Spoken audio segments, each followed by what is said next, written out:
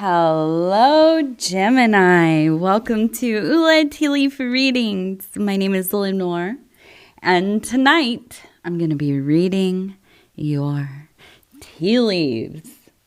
All right, Gemini. First of all, let's just say happy birthday. If today is your birthday, super duper happy birthday to you. If I'm late on your birthday, happy belated birthday. And if your birthday's coming up, happy birthday. I'm so glad to have you here. Now, we have the 8 of Wands energy. This is all about swiftness. Things are going quickly, right? Your passions, your desires, that fiery energy that gets you going, it is almost like all-consuming, I think, right now. I feel like you are just absolutely in this place of, just enthralled. Enthralled. That's what it feels like. Enthralled with what? That's what you're going to have to help me figure out. What is it? What is this thing that is bringing up all this energy for you? Now, we're going to go ahead. We're going to turn. And then, okay, we'll lift up and take a look. All right, let's see what these tea leaves have to say. And I want to say thank you for deciding to click on this reading. It is always such an honor to be able to do these readings and bring these messages to you. And so if you're new to the channel, it's so nice to meet you. If you've been here before, welcome back. Let's get started. So we have a repeating capital E. We have it up here. We have it down here. So I'm wondering if this is a name. Somebody's name possibly. Here's also the E. Now, we have 2 people, one here, one here. Both are standing. It looks like this one's standing on a butterfly, maybe. You can see the wing here in the body here. And this one kind of just, I don't know. It looks like they're on a hill. Okay, so I have this feeling of wanting, longing, yearning. Okay. Now, I don't know. And actually, in fact, I don't believe that this is another person. I don't think that this is like, your beloved one or somebody that you're, having a crush or dating or any of these kinds of things. I think that this is very much about yourself. It's about that wanting, that yearning for a part of yourself that maybe you feel has kind of disappeared from your life, right? We all have these aspects of self that we just absolutely, we take for granted. And then as we get older, as things get more complicated, we're more busy, we've been through some ordeals, and these parts of our personality, basically a lot of times it's the carefree, the ability to enjoy, lacking the awareness to have shame or guilt or, to be too embarrassed to do this or that. As we get older, it just piles on if we let it. So I feel like for you, this is really like calling to self, right? I feel like you're trying to get back to this place, or at least this aspect of your being that it's like you mark time by certain big events of your life, right? Before and after. Now you want to get back to the before. And I feel like it has so much to do with allowing yourself to be open and vulnerable. And we have this person over here. It looks like they're holding a heart. So to me, I think it's really this, like, you've in some ways become maybe pretty reserved. Maybe you have like a career that's in a very professional kind of setting, or maybe you're like a lot of us. We end up pretty wild, or no, we start pretty wild, and we get a little more, well, reined in, I guess, as we have kids and we get older. We have all these responsibilities. But I feel like, wherever you have found yourself, it just is not serving your ultimate purpose. I feel like you have a tendency to have this thought come up pretty often. And I think it has a lot to do with giving so much of yourself to people, doing so much for your family, your kids, your grandkids, your, significant other, your parents, your, siblings, whoever it is that you take care of, who you show up for, you prioritize. And I feel like, at times you might feel a little forgotten. You're not receiving the same amount of attention, of energy, of, somebody going out of their way to do for you.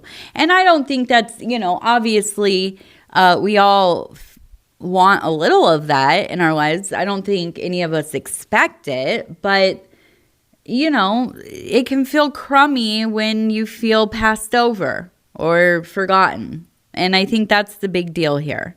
And I think for you, you got so used to it and almost maybe even found some pride in being able to endure, being the parent that, or the spouse or the person in general that, you just kind of suck it up and do what you got to do, and you show up and you're, you don't complain, and all these kinds of things that we're kind of conditioned to believe are like a sign of some kind of refined being. Well, I don't know about that. And I think for you, you're coming into a place where you realize, no, I want to be heard. I want to have my emotions spilling out. I want to be whatever I am in that moment, and I'm tired of shoving that down. So I want to continue to turn this. We have, it looks like, emphasis on your maybe neighborhood, or it could be like friendships that you have due to proximity. So yeah, like the neighbors that you all get together and like play cards on Sunday or whatever, Now, you might not be these people's friends if they lived, 20 miles away and you had to make a whole to-do to get to see them. But I feel like, yeah, you have people around you. They're friends, acquaintances, whatever. But I feel like for you, there is this real, I just have to say, I feel like you're going through a shedding. I mean, I think that you're like waking up in your life and you're realizing, I don't want to like play this like part anymore. I'm tired of pretending to be, like fulfilled by living for a bunch of other people and doing things that I don't really want to do, but I'm doing them because that's what people do, right? I don't necessarily want to hang out with my neighbors, but I do it because I think that's what you're supposed to do. And I think you've just really hit this point where it's like, I'm not going to waste any more hours of my time, of my life, trying to live up to somebody else's idea of a successful existence, right? And so I see you going through a period of time here where, to me, it really is like you are turning into your own personal life and working on rebuilding not only like your concept of where you want to go what your goals are, how you want to live. But I also feel like this is a time where it's just a mass clearing out, decluttering, letting go of old friendships, acquaintances, not dwelling in the past so much. I think a lot of us do this. I know I do. When I start to get into a feeling of, feeling out of control or feeling lost or unmotivated or lonely, sad, grief, whatever, I romanticize old things that I know sucked or were, pretty good, or maybe they were amazing, but it already has come to pass. There's no recapturing that moment or that feeling. But we have so much room to create more, right? To make new memories, to do new things, or to do the same things but have different experiences, So I feel like for you, it's about turning into your life, getting the house in order. I think that's the big thing. And I feel like part of this expression of change will be redecorating. I'm seeing right here, we have the hammer, we have the house, we have flowers everywhere. I just feel like for you, this is so much a time where you are really redecorating, re-landscaping, putting in different color flowers and things and painting the walls and, not thinking about the people in your life. Of course, the ones that maybe you live with and you're, very close with, but not considering, if I, do this, then it's going to upset Susan down the street and I don't want to upset her because it's going to cause all these, issues or this or that. I don't think you even care anymore. I think you're at a place where it's like people are going to feel how they feel no matter what I do. So I'm going to do me. And, maybe, even just hearing that, you're thinking, okay, I'm not a very selfish person. So this is definitely not my personality to be, kind of dismissive of other people's needs. But I feel like this is the time where it's not about being selfish. It's about putting yourself first, maybe for the first time in a long time. And in the beginning of reprioritizing yourself, not only in thought, but actually in practice, it can feel like you are being selfish. I have this, mom guilt often when I put myself first, when I say, oh, no, we're going to have to wait, an hour because I need to work out. And that's what I'm going to do. That's my big thing right now, gardening and working out. And, sometimes I feel like, okay, well, I'm being selfish. My daughter's going to have to, wait an extra hour before she can go swimming or whatever. And then I realized, you know what? My health is important. It's not only important to me, it's important to my family, to my daughter, to me being here, hopefully, God willing, right? For as long as I can be. And, ultimately, it also just makes me feel better mentally, spiritually, physically.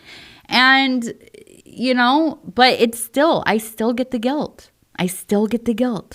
So I feel like this is also collectively a year where a lot of us are working on letting go of our guilt, right?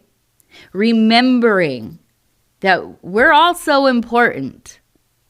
We also deserve the effort that we put into other people, into our homes, into our work, into our businesses, into our children, grandchildren. We deserve the same amount of energy, okay? Now,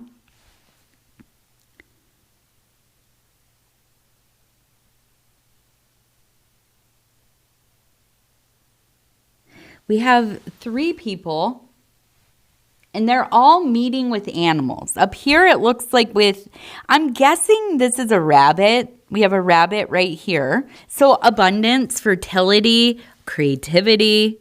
We also have, it looks like L-E-O, maybe L-E-O right here. L-E, oh no, wait, where am I? L-E-O, Leo.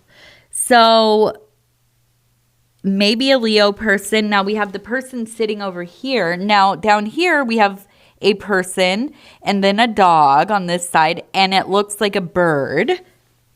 I'm thinking like a vulture with those big wings, right? And then down here we have the horse. We have the person with the horse. Okay, so, excuse me.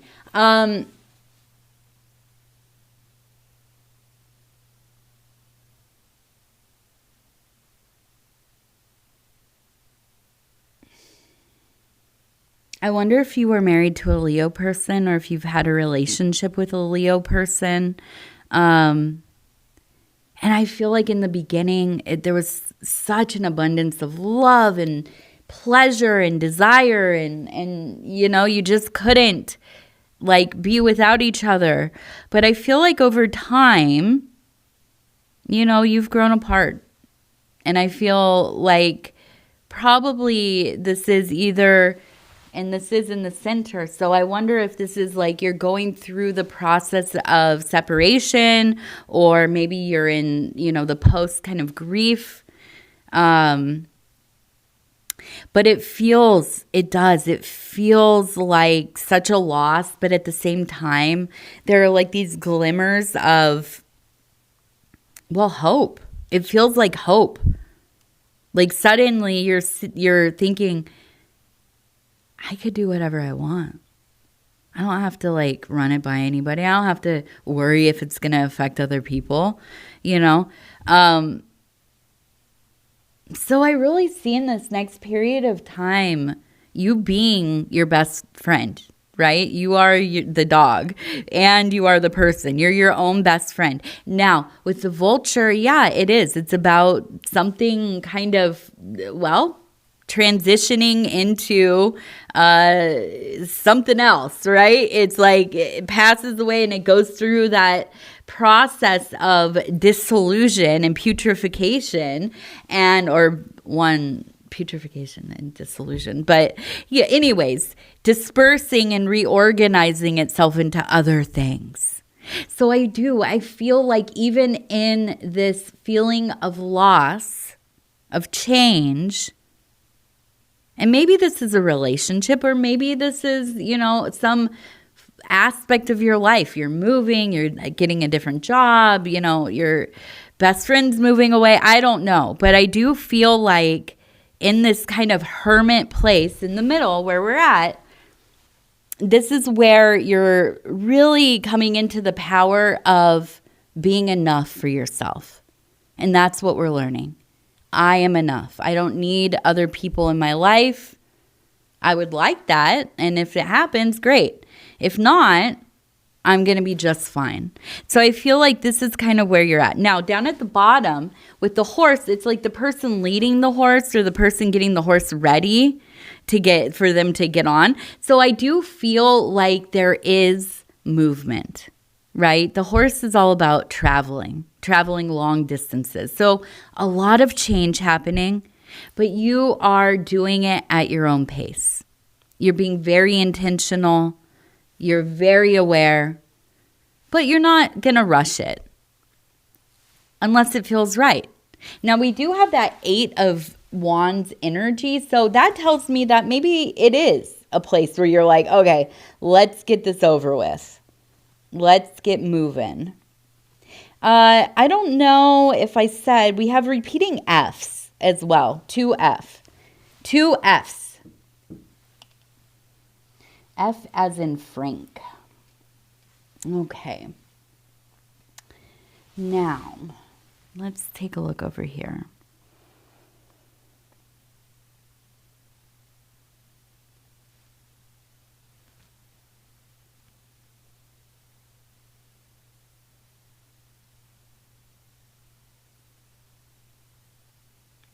So I do feel that there is somebody,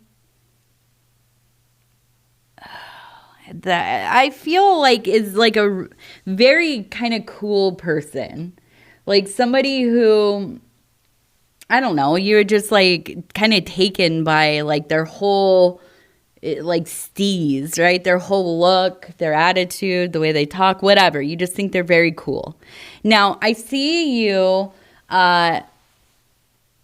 communing with them, becoming good friends with them, okay? Now, here's the deal. This person is both the magician and the mermaid or the siren, okay? So this person is a world builder. There's somebody who creates kind of an atmosphere. They're really good at making things look beautiful or well put together, like a designer or, you know, somebody maybe that, maybe they do some kind of production of some kind in the arts, or maybe they're a YouTuber. I don't know. But there's somebody who's like really on point. But I also feel like this is somebody that pretty much anybody that gets close to them, they're pulled into chaos. Because this person is very creative, very interesting, very, fun, wonderful to be around. You have deep conversations. You feel, like, I don't know. We all have these people in our lives, right? That we just, when we see them, it's like a breath of fresh air. But you also know for some reason or another that, like, maybe this is not the right person to pursue a deep friendship or a everyday kind of friendship, right? And I think that's because, this person is chaotic, where they might be really cool, awesome, fun to be around, but then you also see like maybe their relationships are very volatile. Maybe they have, a very poor opinion of a lot of things, right? Overly judgmental, like constantly rejecting stuff, too cool for school, whatever. But I do feel like here there is kind of this, I don't know, a warning from the universe, watch out. Not that this person is like predatory, but I think you could easily be influenced by the degree of their energy. Like it's so potent. It's like when you have a friend, and I remember this as being a teenager a lot, having a friend that's always like, talking poorly of other people, or always, like mad about something, or they don't like this, they don't like that. And you get into that mind state when you're around somebody a lot, right? When you're around that kind of person, you find yourself kind of thinking the same way, speaking the same way. And I think for you, that is like a one-way trip to just getting in a really bad, mental place, but also like emotional, I think you've worked really hard to get yourself in this positive, proactive, also realistic. It doesn't always have to be positive, but proactive. I think that's more what it is.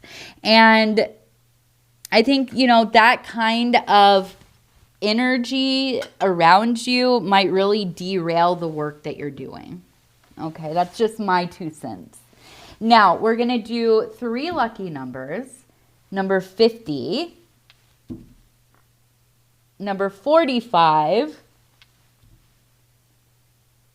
and number 36. 36. All right. Now we're going to do the Wild Bohemian affirmation cards. I'm just going to go ahead and flip through, stop where it feels right. And it says 6, I am free. Flow with contagious enthusiasm. No disguise is warranted. No disguise is warranted. All right, and we'll do our Dreamers deck as well, since we have a kind of shorter reading, I guess. Some of my readings have been like 40 minutes lately, and I don't know, that might be a little too long. I think like the sweet spot's like 25 to 30 minutes, so not too short, but we can fit this in there now. We're going to stop where it feels right. that the one? Is that the one? I think so. All right. I know that focusing my attention on things I cannot control distracts me from my journey. I am letting go. That's what this reading's been all about. It really is. I think that is the big thing you have going on right now. It's just really seeing clearly what is helpful for you and what is not, right? And so, yeah, I feel like, gosh, this is like such a time of just like clearing out for so many people, including myself, right? I've been doing some shadow work, mostly inner child work, but really deep in the shadow work lately. And just really on a mission to clear some things out of my life that don't belong there anymore, right?